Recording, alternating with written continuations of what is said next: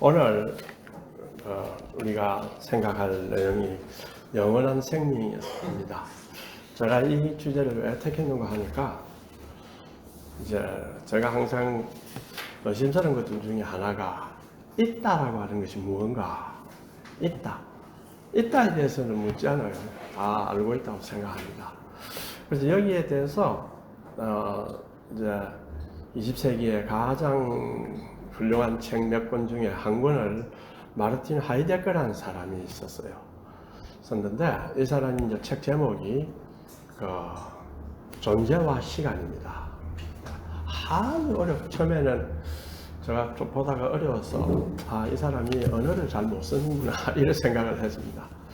그런데 이제 미국에 있을 때 이제 한번 천천히 읽어보았습니다. 읽어보니까 너무 어려우면서 동시에 아주 논리적으로 쓰여 있었어요. 그래서 이제 제가 버클리 갔을 때 허버트 드리피스한테 하이데거 존재와 시간은 아주 논리적이다. 대륙 철학자가 이렇게 논리적인 책을 쓰는 걸 내가 처음 봤다. 그런데 아주 어렵다 이러니까 그렇다 이래요. 근데 그 하이데거가 뭔 질문을 했는가 하니까 존재한다는 게 뭐냐, 있다라는 게 뭐냐, 사물이 있다 하면 당연히 있는 거지. 근데 무엇이 있느냐, 어떻게 있느냐, 뭐 이런 걸 묻지, 있음의 의미가 뭐냐, 이거는 묻지를 않았습니다.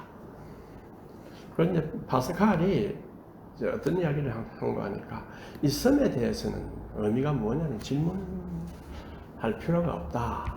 또 질문해도 아무런 답을 얻을 수가 없다. 이렇게 했습니다. 왜냐하면, 있다는 걸 이야기하려고 하면 그 질문을 어디에 물음을 걸어야 됩니다.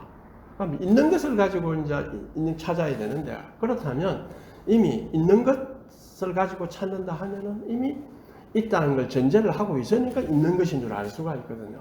그러니까 있다에 대한 질문을 안 합니다. 그래서 이제 하이데거가 어떻게 그 질문을 한거 하니까 있음의 의미, 한자말로 하면 존재의 의미라. 존재의 의미에 대한 이해가 자기 존재함에 대해서 영향을 주는 그런 존재자가 있다. 이렇게 이야기를 했습니다. 그걸 하이데거는 현존재라. 우리 인간 존재라고 하는 거는 내가 어떻게 내 존재한다는 게 뭘까? 내가 존재함이란 게 뭘까 하는 어떤 이해를 가지느냐에 따라서 그 사람의 존재함이 달라집니다. 좀 쉬운 예를 든다면은 나는 그냥 부모한테 이렇게 하고 이런 환경에 태어났지만은 하나님이 나에게 이런 사명을 주었다. 난 걸 깨닫고 그것이 나의 존재에 대한 사명이고 의미다. 이렇게 생각하는 사람은 삶이 달라집니다. 그런데 나는 옛날 귀족들 아버지 유산도 잘 받아가 잘 산다 이거야. 그래서 모든 사람은 내 아래다. 이렇게 자신을 이해한 사람은 자신의 삶이 또 다릅니다. 그래서 하이데거는 그렇다면 이 존재에 대한 이해가 그 사람의 존재함에 대한 영향을 끼쳐서 변화하는 과정을 살펴보자. 그렇게 하면 존재의 의미를 이해할 수 있지 않겠는가 해서 쓴 책이 그 존재와 시간입니다. 그럴 때 그 사람이 하이데거가 발견한 것이 시간성 가지고 이야기해야 됩니다. 그래서 우리가 살아간다는 것은 현재를 사는 것이 아니고 항상 존재 가능을 산다. 이렇게 해서 미래로부터 오는 삶을 탐구를 했습니다. 그래서 이것이 많은 신학자들한테 영향을 주었어요. 루돌프 불트만이나 폴 틸리나 당대 최고의 신학자들한테 영향을 주었습니다. 그런데 이제 이분의 이 특징이 이걸 가지고 우리의 아주 사소한 철학적이라고 생각할 수 없는 우리의 무드, 기분, 양심 좀 철학적이 될 수 있습니다. 그래서 뭐 걱정, 염려 이런 것들을 다 우리 일상의 문제들을 다 철학적 주제로 삼아서 해석을 했습니다. 그래서 주로 문학하는 사람들한테는 많은 영향을 주었어요. 그런데 이걸 우리 생명에 대해서 한번 딱 생각해 봅시다. 생명의 의미가 뭘까 하는 질문을 하면 생명이 있는 거지. 그냥 산다 이거 아닙니까? 생명, 살아있는 것을 살아있게 하는 것이 뭐냐? 생명이다. 생명은 그러면 어떤 생명이냐? 물리학적으로 이제 물을 거 아닙니까? 생명이 뭐냐? 이렇게 묻습니다. 생명의 의미를 뭐냐라는 것을 물으려고 하니까 생명이 뭐냐 하는 걸 정의를 해야 돼요. 그런데 분명하게 우리 윤상현 주선생님도 생명이 있고 김 주선생님도 다 생명이 있다는 걸 아는데 그 생명의 의미가 뭐냐 묻기 전에 그 생명의 정의가 뭐냐 하면 묻기가 쉽지 않습니다. 그래서 물리학자들이나 생물학자들이 많이 연구를 했죠. 그죠? 생명의 정의, 리프로덕션 메커니즘을 가져야 된다. 또 진화하는 능력을 갖춘 화학적 시스템이다. 이런 거 물질 대사, 외부와의 관계, 외부 자극에 대해서 스스로 항상적인 기능을 가질 수 있어야 된다. 그러나 이러한 정의를 가지고 다 적용하려 해도 안 되는 게 나옵니다. 리프로덕션이 돼야 된다 하지만 노새는 리프로덕션을 못합니다. 생식 능력이 없어요. 그렇죠? 그래서 생명의 정의하기도 그렇게 쉽지 않습니다.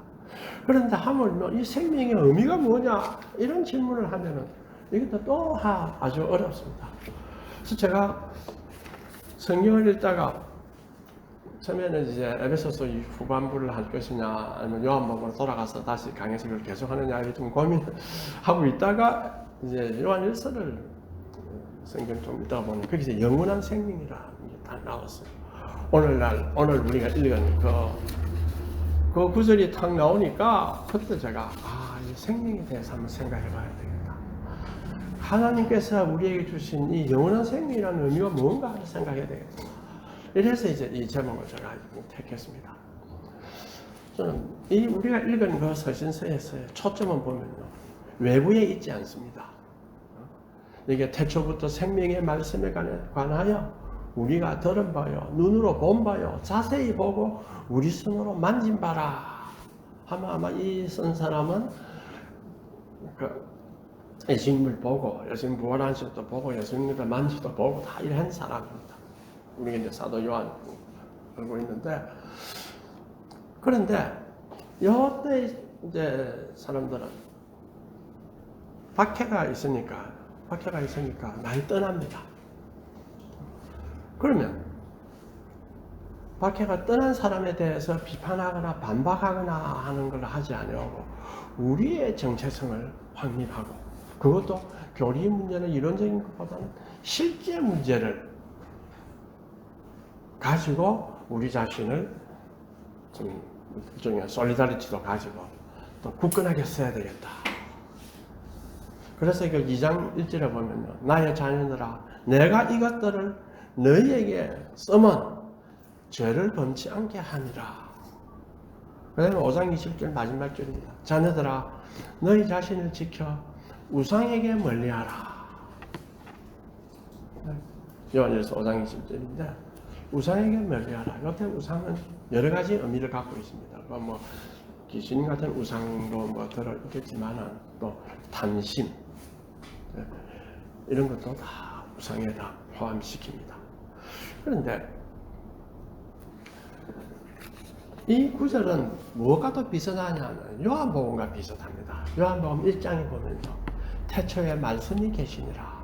말씀이 하나님과 함께 계셨고 그가 곧 하나님이시다. 2절에 가면 또 태초에 말씀은 태초에 하나님과 함께 계셨다고 이야기를 합니다. 그런데 4절에 가면은 그 안에 생명이 있었으니 이 생명은 사람들의 빛이라 이렇게 이야기를 합니다. 그래서 생명이 사람들에게는 어둠을 밝히는 빛을 준다는 뜻으로 요한복음 1장에서는 그렇게 해석을 했습니다. 그래서 이 장도 5절부터 보면은 뭐 나오냐면 우리가 그에게서 듣고 너희에게 전한 소식은 이것이니 곧 하나님은 빛이시라. 4절까지는 생명 이야기를 하고 5절에 가서는 빛이시라. 제가 이게 헬라를 보면 헬라도 아직 실력이 없어서 아직 해석하면 시간이 너무 걸립니다. 근데 헬라 문장으로 어느 정도 문장인가 하고 보니까 3절 반까지가 헬라어 한 문장입니다. 긴 한 문장이고, 그 다음에 이제 4절에 우리가 이것을 쓰면 우리의 기쁨이 충만하게 하려 함이라 이렇게 나와요.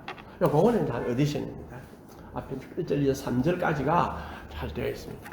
자, 그러면 성경은 도대체 생명에 대해서 무슨 이야기를 하며 어떻게 우리에게 가르쳐주고 있는가를 한번 살펴봅시다.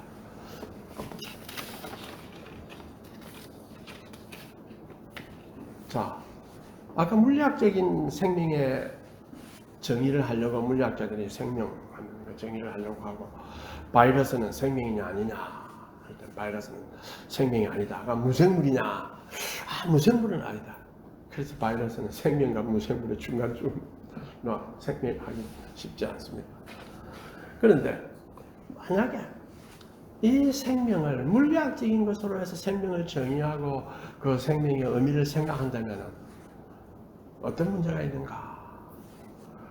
물리학적 사건으로서 생명의 출현은, 우리가 만약에 빅뱅을 딱 시작했다고 생각하면, 창조 때가 그 빅뱅이라고 딱 생각을 하면, 빅뱅에서 빅뱅이 1월 1일 밤 0시에 시작했다고 하면은, 지금 사람이 태어난 거는 12월 31일 11시 59분 59초 00000001 뭐 이래 밖에 안 됩니다. 그러면 수많은 시간의 지평위에서 생명이라는 사건은 잠시 갔다가 가는 거예요. 아주 이 가운데서 저다가 잠시 하다가 이렇게 가는 거예요. 그러면 우리가 쉽게 말하면 앞으로 근사화 시키는 거고, 뭐 잠시 이건 줄 거라. 있으나 없으나 마찬가지입니다. 우리는 있는 것처럼 느끼지만은 그 시절 거대한 눈으로 보면 여러분들 잠시 가는 건 마찬가지예요. 생명의 참된 의미는 영원한 성에 대한 데서 오지 않으면, 영원성과 연결되지 않으면 이 생명은 의미가 없어요. 우리가 생명 의미를 찾자고 묻는다는 것은 뭐라고 할까요? 어리석은 짓이 됩니다. 유한한 생명이 그것도 다른 존재자들에 비해서 별의 존재자하고 우리 인간 존재자하고 한번 비교해 봅시다. 상대가 안 됩니다. 그러면 이러한 존재 사건은 아무런 의미를 갖지 못합니다. 그러면 성경에서는 이 생명을 어떻게 이야기하는가를 한번 살펴봅시다. 처음에 창세기에 보면은 두 가지로 이야기합니다. 첫째는 뭐냐면 27절에 앞에 물고기를 만들고 하늘에 새 가지고 다 만들어 가지고 생명을 다 줘서 생육하고 번성하라 했으니까 이 프로덕션이 되고 번성하고 하니까 항상성도 있고 몇 가지 조건을 갖추니까 생명체로서 다 자랍니다. 그런데 사람에 대한 생명체는 뭐냐면 하나님이 자기 형상대로 사람을 창조하되 남자와 여자를 창조했다. 이렇게 인간 생명은 조금 달라요. 하나님의 형상을 따라서 인간을 만들었다 하는 것이 하나 들어있습니다. 그 다음에 또 하나는 뭐가 있느냐면 2장 7절에 보면 여호와 하나님이 흙으로 사람을 지으시고 생기를 그 코에 불어넣으시니 사람이 생명이 되는지라, 살아있는 영이 되었다. 이렇게 사람의 생명이라는 것은 병원에 의사가 치료하려고 딱 누워있을 때는 하나님의 형상도 안 보이죠. 그죠? 안 보입니다. 그 다음에 생명이 되었다는 것도 안 보입니다. 그러니까 물질인 줄 알고 막 주사 놓고 막 다 합니다. 우리는 물질적 형태는 갖고요. 왜? 흙으로 만들었어요. 흙으로 만들었다는 뜻은 이 지구에 있는 모든 이제 원소나 분사들 이걸 다 갖추어 가지고 이제 만드는 존재입니다. 그러니까 물리학적으로 파악이 될 수 있는 존재죠. 물리학적인 눈으로 보면 물리학적으로 파악이 됩니다. 그러나 왜 생기를 코에 불어넣다 영적인 눈으로 보면은 사람의 생명은 하나님의 그 영성이 들어가 있는 그런 존재입니다. 그래서 우리는 생명이 되었다. 그리고 또 하나는 하나님의 형상을 가졌다. 그래서 하나님의 형상의 의미를 어떻게 이야기했느냐. 생육하고 번성하고 땅이 충만한데 바다의 물고기와 하늘의 새와 땅에 움직이는 모든 생물을 다스려라. 이렇게 했습니다. 이걸 구약 정신으로 보면 제사장이에요. 제사장이고 모든 만물들은 뒤에 있고 그래서 하나님께 영광을 돌리는 그런 의미를 가진 생명입니다. 우리의 생명 이것이 창세기에 나타나 있습니다. 그런데 성경의 다른 구절은 제가 또 뒤져봤습니다. 보니까 아까 이야기했지만 우리가 있다고 하는 그 의미는 이 존재의 의미는 이해하기 위해서 존재의 의미는 뭐다 이래 되는 것이 아니라 현 존재의 존재함에 대한 탐구를 통해서 조금씩 알아진다. 그 말은 그 의미의 스펙트럼이 아주 넓습니다. 그렇다면 우리가 생명을 가졌다고 하는 것이 그 스펙트럼이 아주 넓은데 성경도 넓게 이야기를 합니다. 근본적인 틀은 창세기에 말했듯이 우리는 하나님의 영으로부터 온 사람이고 또 우리는 하나님의 형상대로 지음을 받은 사람으로 세계를 탐구하고 다스릴 수 있는 그 임무와 역량을 갖고 있는 존재자입니다. 그런 생명입니다. 그런데 또 다른 관점, 그 안에서 쫙 보면은 지혜는 잠언 3장 18절에 보면 지혜는 그 얻는 자에게 생명나무라 이렇게 되어 있습니다. 지혜가 그 얻는 자에게 생명을 주는 나무다. 그 생명을 계속 유지한다는 뜻은 지혜가 있어야 된다. 밥만 먹고 살면 되는데 뭘 우리가 친구들 다 만나보죠. 밥만 먹고 그냥 좀 돈 잘 벌고 좀 즐겁게 막 지내고 이렇게 하면 그냥 그 자기 생명을 누린다고 생각을 합니다. 그러나 그렇지 않습니다. 그런 사람은 뭐와 같은가? 살았으나 죽은 자와 같습니다. 생명나무가 없어요. 죽은 자와 같습니다. 생명을 가졌다고 하나 실상은 죽은 자입니다. 4대 교회 소아시아에 7교회가 있습니다.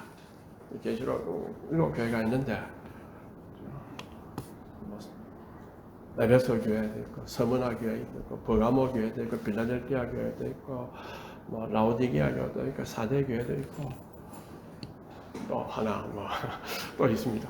그런데 4대 교회한테 뭐라 했냐? 소아시아 7교회 중 4대 교회의 4대에게 편지하기를 하나님의 7영과 7별을 가진 이가 가라사대 내가 내 행위를 아노니 내가 살았다 하는 이름을 가졌으나 죽은 자로다.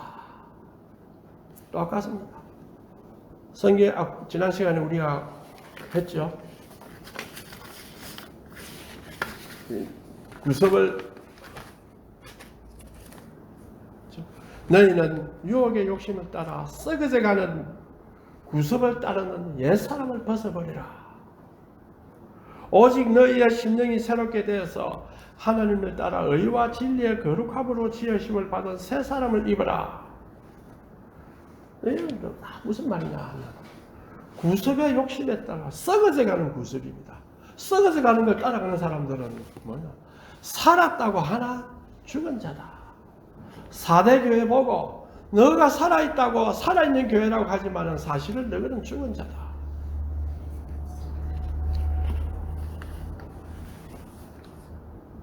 또 우리가 2절에 읽을 때 그 생명이 영원한 생명이 나타났다 이랬습니다. 자, 이 땅에 영원한 생명이 나타난 바 되었는데 이 영원한 생명을 우리가 보았고 정언하며 너희에게 전하노니 이는 아버지와 함께 계시다가 우리에게 나타나신 바 된 이신이다. 그래서 예수 없는 생명을 사는 사람은 존재하지만은 생명의 의미가 무엇인지 모르고 삽니다. 그 사람들은 우리를 보고 뭐 이러저러 말할 수가 하지만은 뭐 사람이 좁니 어떠니 뭐 이렇게 인생을 즐길 줄 모르니 이렇게 하지만은 성경은 그런 사람들을 죄의 노예가 되었다. 사탄의 노예가 되었다. 살았으나 죽은 자와 같다. 이렇게 반응하는 존재에 불과하다. 의미를 실현하는 것이 아니고 반응하는 존재에 불과하다. 여기서 예수님은 삶을 살만한 것으로 가치 있는 삶으로 우리의 삶을 살만한 가치 있는 것으로 만든 사람이고 예수님과 더불어 있으면 심지어 죽음이라고 하는 것은 더 풍성한 삶의 서막이다. 이렇게 우리가 생각할 수가 있습니다. 또 지혜는 잠언 3장 22절입니다. 지혜는 내 영혼의 생명이 된다. 그 다음 4장 13절에 보면 훈계를 굳게 잡아 놓치지 말라. 이것이 내 생명이니라. 말씀이 우리에게 지시하는 것을 굳게 잡아 놓치지 말라. 이것이 내 생명이다. 그 다음에 또 하나 있습니다. 4장 23절에 보면 무릇 지킬 만한 것보다 더욱 내 마음을 지키라. 생명의 근원이 이에서 남이라.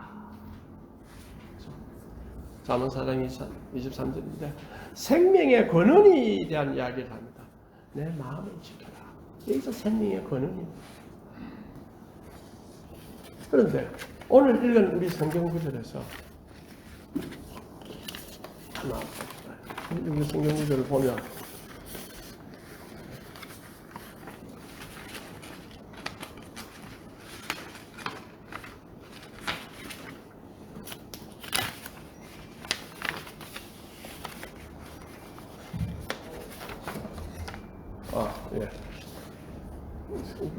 보면 우리가 보고 들은 바를 너희에게 전하면 너희로 우리와 사귐이 있게 하려 함이니 우리의 펠로우십이 있게 하려 함이니 우리의 이 펠로우십은 아버지와 그의 아들 예수 그리스도와 더불어 누리는 것이다.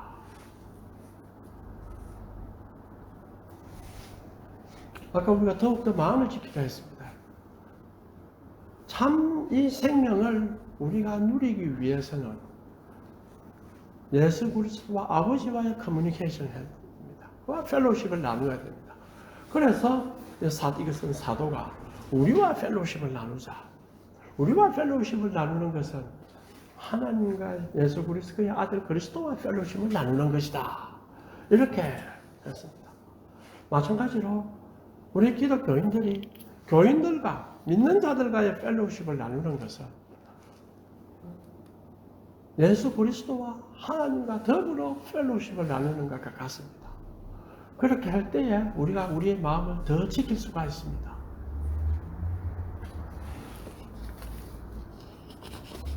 그 다음에 제가 이제 또 시편을 봅시다.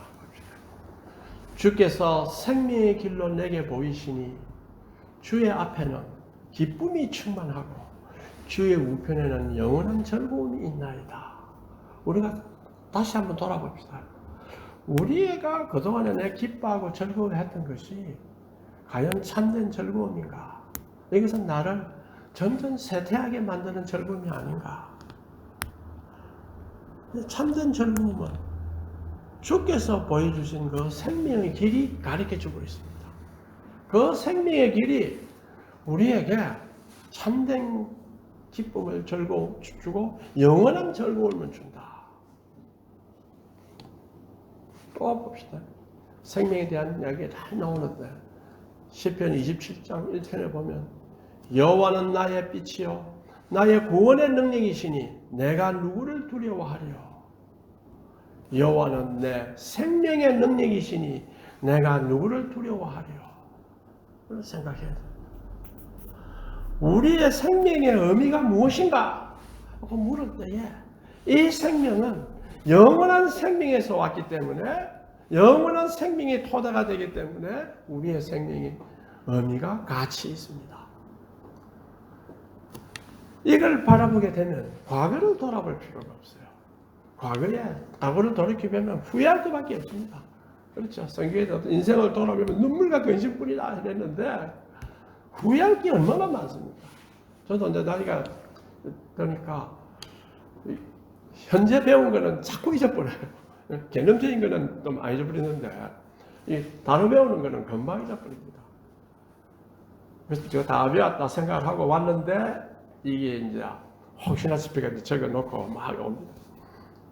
그런데 생각이 어디서 적었는지도 생각도 잘 안 나고 막 기가 이제 찰 때가 많은데 그런데 뚜렷한 거는 과거의 기억은 너무나 뚜렷하게 나타납니다. 마치 어제 있었던 것처럼 분명하게 들립니다. 때때로 그 과거는 우리에게 회개할 도구도 주고 자기의 잘못을 인식하고 자기를 바꿔야 되겠다. 이런 것도 있지만 또 과거는 우리의 발목을 잡습니다. 아이고 내가 뭐 지금 뭐 해가 되겠나? 이제 나이도 뭐 됐고 이제는 뭐 할 거 없다. 그냥 대충 살다가 가는 거다. 이런 과거가 우리를 발목을 잡아서 미래로 나아가지 못하게 합니다. 다시 말하면 우리의 생명은 영원한 생명인데 과거에 주시고 짧은 시간에 무슨 그리 중요합니까? 지금 하나님이 나에게 보여주시는 미래에 대한 그 동경과 또 거기에 대한 약속과 거기에 대한 소망을 가지고 우리는 살아야 돼요. 마치 영혼을 살듯이 살아야 됩니다. 그렇기 때문에 결코 과거가 나를 어떻게 발목 잡게 하는 것은 있어서는 안 됩니다. 또 시편 36편 보면 내 생명의 원천이 어디에 있나 주께 이사오니 주의 광명 중에 우리가 광명을 보리라. 자, 우리가 광명을 볼 수 있는 여러 가지 보는데 주의 광명 안에서 우리의 광명을 본다. 주의 빛 아래서 우리의 빛을 본다. 그러나 사람들은 자기의 빛으로 자신을 보려 합니다. 자기의 사상을 가지고 자기의 과거에 배웠던 습관과 이걸 가지고 자기를 판단하고 남을 판단하고 이렇게 합니다. 그러나 성경은 그렇지 않다. 주의 빛으로 너희의 빛을 보라. 이렇게 이야기합니다.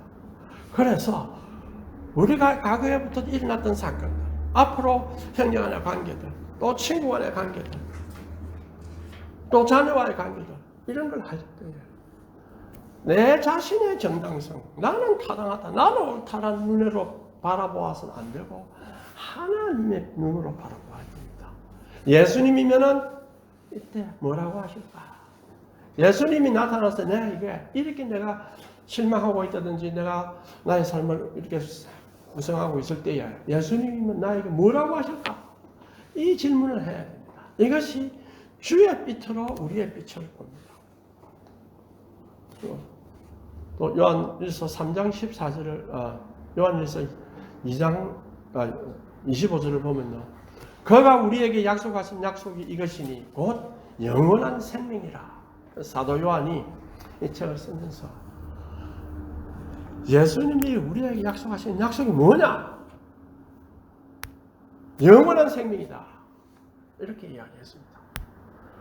우리가 형제를 사랑함으로 사망이 옮겨 생명으로 들어간 줄 알거니와 형제를 사랑치 아니하는 자는 사망에 거하는 것이다. 성경에 자기 육신의 친족을 등한시하고 막 교회 한국을 봐야 돼. 또 다른 걸 어떻게 봐야 한다 하는 걸 성경은 좋아하지 않습니다. 예수님은 자기 친척 중에 어려운 사람을 돌아보지 아니하고 하나님을 잘 섬기겠다 하는 것은 거짓말이다.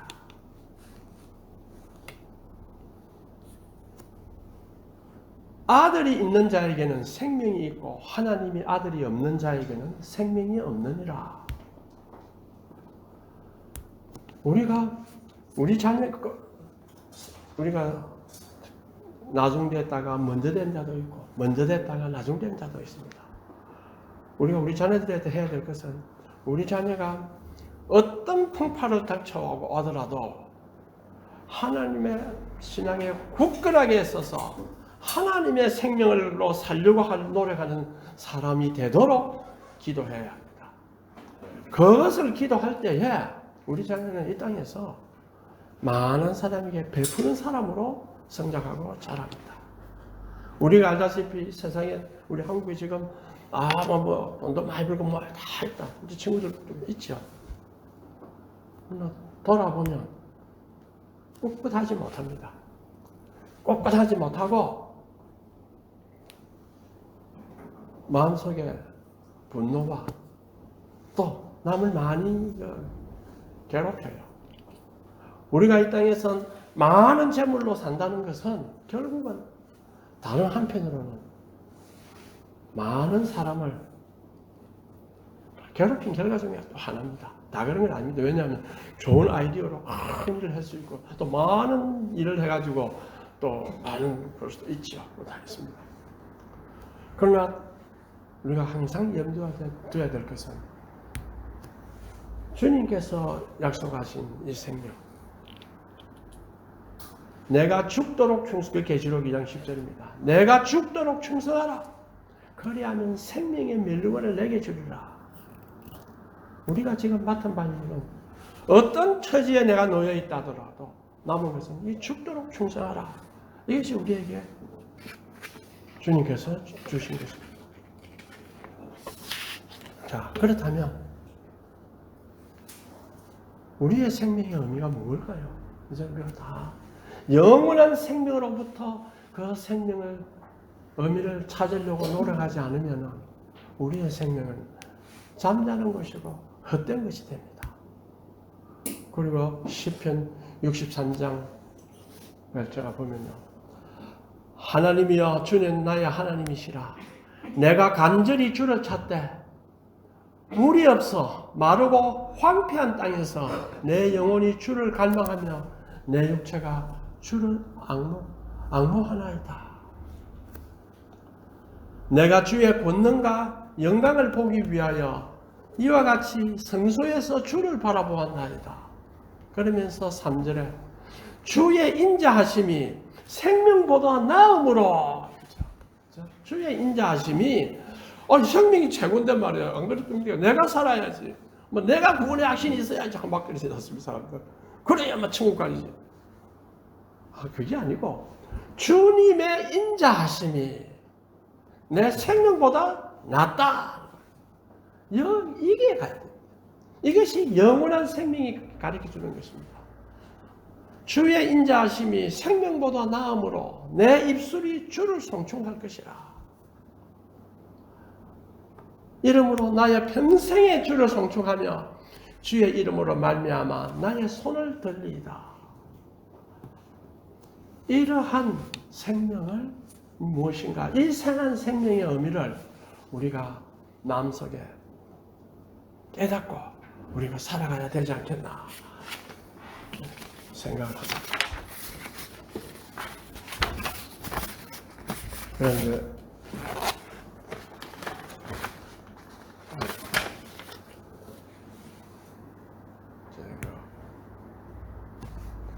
알리스터 맥그라스라는 분이 있습니다. 알리스터 맥그라스라고 위대한 복음주의 진영의 아주 위대한 신학자입니다. 제가 볼 때는 방년 책도 많이 쓰고, 그러고 내가 몇 권을 봤는데 아주 논리적으로 잘 쓰고, 그러면서 일반 복음주의자들의 이해하게끔 아주 잘 썼습니다. 탁월한 천재적인 사람인데, 그런데 이 사람이 추천한 책이 하나 있어요. 장엄한 패배. 한국말로 파는지 모르는 아마존에 들어가니까 Magnificent Defeat라고 있습니다. 그게 뭐라 했냐? 하나님의 손에 인간의 영혼이 장엄하게 패배한 사실은 승리인 그 패배의 자랑스러운 표시를 몸에 지니고 상한 발로 무덤에서 비틀거리며 부활을 향해 걸어가는 나사렛 예수를 기억하라. 그러면서 또 이 사람이 이제 또 이 내용을 여러분 제대로 이해하려면 반복해서 읽어야 됩니다. 이것을 보면 하나님을 가리키는 인간의 경험의 초월성을 엿볼 수가 있습니다. 또 예수 그리스도의 그 고통 당에서 부활을 향해 걸어가는 나사렛 예수를 기억하는데 그 나사렛 예수의 부활로 말미암아 우리는 영원한 생명을 알게 되었습니다. 그렇죠? 우리의 생명은 그 영원한 생명과 연결되어 있습니다.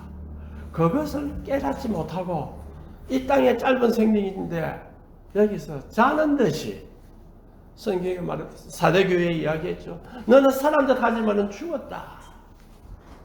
살아있는 것처럼 내가 살고 있지만은 예수님이 심판하실 때 너는 사탄의 노예처럼 살았고 구습에 쫓겨서 세상 유혹의 욕심대로 살았다.